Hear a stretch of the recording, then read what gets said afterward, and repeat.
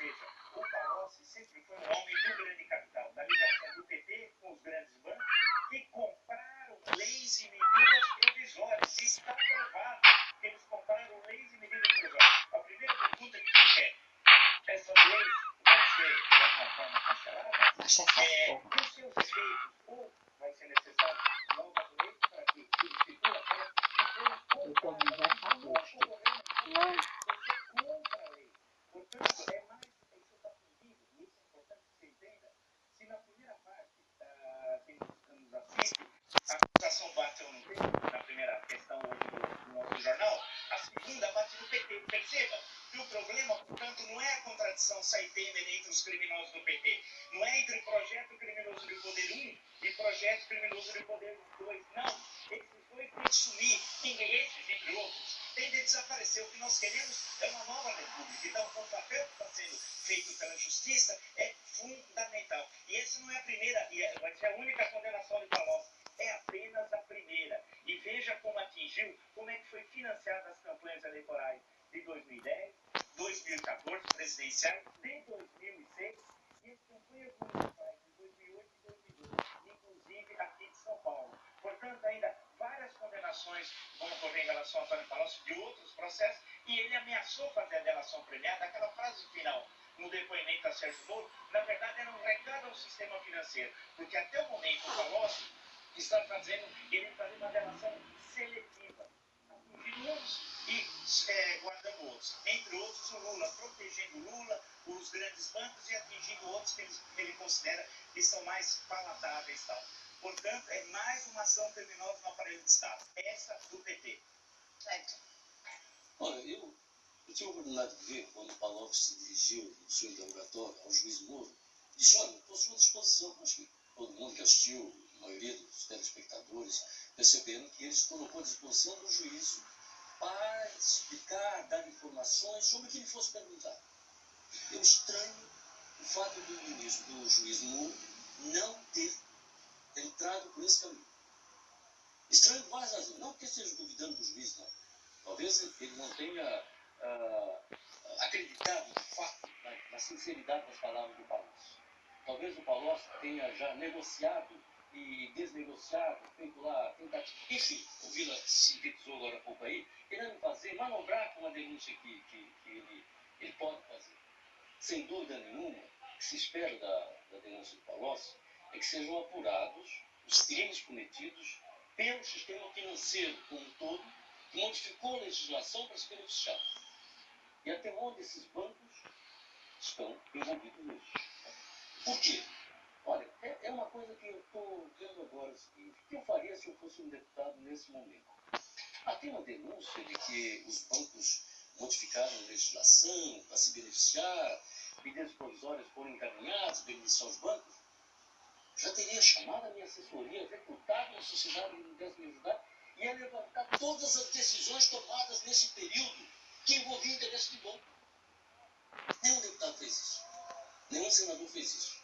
Nem o melhor deputado que tem na Câmara, o mais decente, se preocupou em fazer isso. Seria isso uma prova, Vila, indescritível? É inexplicável, não é? É inexplicável. Por que é que não foram lá, está tudo isso lá nos arquivos? Não vai dizer que a legislação desaparece. Não, ela está em vigor. É só fazer uma análise caso a caso, onde houve endereço de banco do sistema financeiro, e ver se foi medida provisória, se foi projeto de lei, se foi projeto de lei do executivo, se foi projeto de deputado tal. O Eduardo Cunha tem uma medida provisória que ele encampou e que beneficiava os bancos. Está condenado, inclusive, por isso. Então é isso que eu acho inexplicável. Mas acho que o Palocci pode dizer muita coisa. Eu espero que ele venha dizer.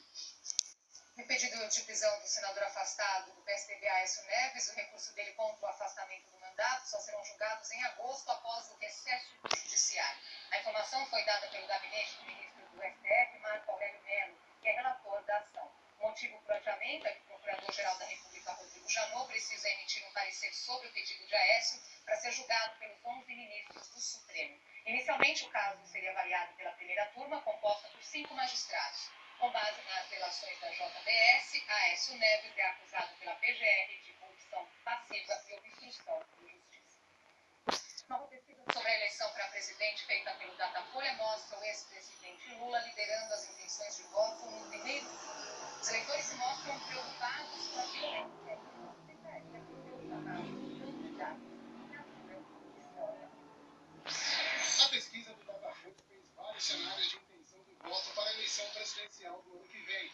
Na disputa, aparece em destaque o ex-presidente Lula, o deputado Jair Bolsonaro, a candidata na última eleição, Marina Silva, o governador de São Paulo, Geraldo Alckmin, o prefeito de São Paulo, João Dória, o juiz Sérgio Moro e o ex-ministro do Supremo, Joaquim Barbosa. Em todos os confrontos, Lula aparece liderando no primeiro turno, com 30% das intenções de voto. No segundo turno, o ex-presidente seguiria na liderança contra a maioria dos prováveis candidatos, mas empataria com Marina Silva. Os dois teriam 40% e ficaria atrás do juiz Sérgio Moro, que teria 44% contra 42% de Lula. Uma outra pesquisa feita também pelo Datafolha e pelo Fórum Brasileiro de Segurança Pública revela um ingrediente importante que deve influenciar a disputa presidencial: o aumento da violência. O Brasil responde por cerca de 10% dos homicídios registrados no mundo, embora possua menos de 3% da população global. 120 pessoas morrem vítimas de arma de fogo por dia no país. São quase 60 mil assassinatos por ano, mais do que o número de mortos no mesmo período na Guerra Civil da Síria. 90% dos crimes ficam sem solução. Porque nós observamos que esse problema se arrasta há décadas e, pelo visto, vai ter outras décadas pela frente. Mas no caso da eleição presidencial, analistas acreditam que esses índices podem ajudar a impulsionar candidatos com o perfil de salvador da pátria. O levantamento aponta que para 69%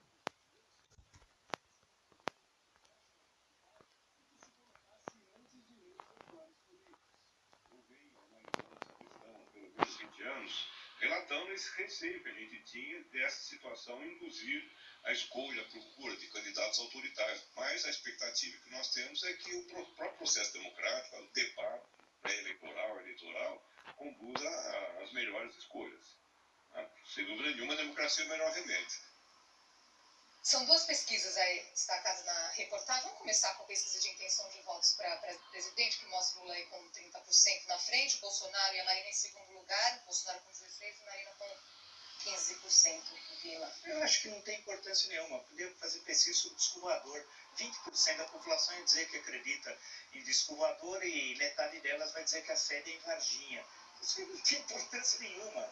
O Datafolha, e eles não gostam de mim, já uma vez mandaram até uma nota aí, não tem nenhum problema. Eu acho que essa pesquisa é para construir um personagem de alguém que vai ser condenado pela justiça no final desse mês, e Lula será, porque ele é pentaréu, vai ser condenado no primeiro processo, para dizer que ele está sendo condenado porque ele está sendo perseguido politicamente. Isso é uma armação, ou seja, uma construção falsa da realidade para dar uma ideia de que a justiça ou uma fração da justiça quer impedir que o povo recoloque o Dom Sebastião outra vez no Palácio Planalto total. Isso é uma bobagem, por várias razões. Primeiro, que o encaminhamento da justiça, dos processos até agora 5, acredito que vão ser mais, que tem cerca de 6, 7, 8 inquéritos que poderão ser recebidos, né?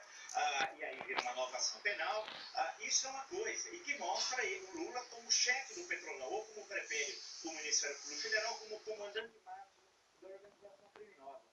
Essa perspectiva, quando não há candidatura, não há debate político nenhum no Brasil sobre 2018. O que há é um debate conjuntural sobre a corrupção na estrutura de Estado. Então não há um debate sobre 2018. Portanto, para que serve essa pesquisa? Simplesmente nada, a não ser o que eu falei anteriormente, para construir uma aura de perseguir o político ao criminoso, ao maior ladrão da história do Brasil, que é o Luiz Inácio Lula da Silva. Portanto, é uma farsa a pesquisa.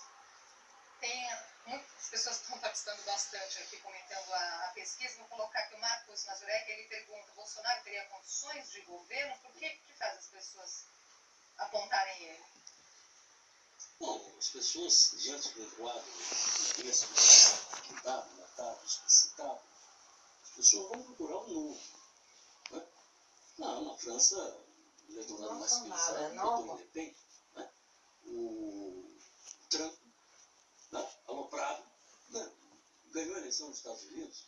Então o eleitor, quando perde o rumo das coisas, diante de candidatos que possam disputar a eleição, ele pode ir para uma posição que se apresenta para ele como mais segura, né? Então aparece um militar, que é deputado já, várias legislaturas, quer dizer, hoje é um civil, mas de formação militar, que a população está entendendo que ele pode ser uma alternativa. Mas é muito.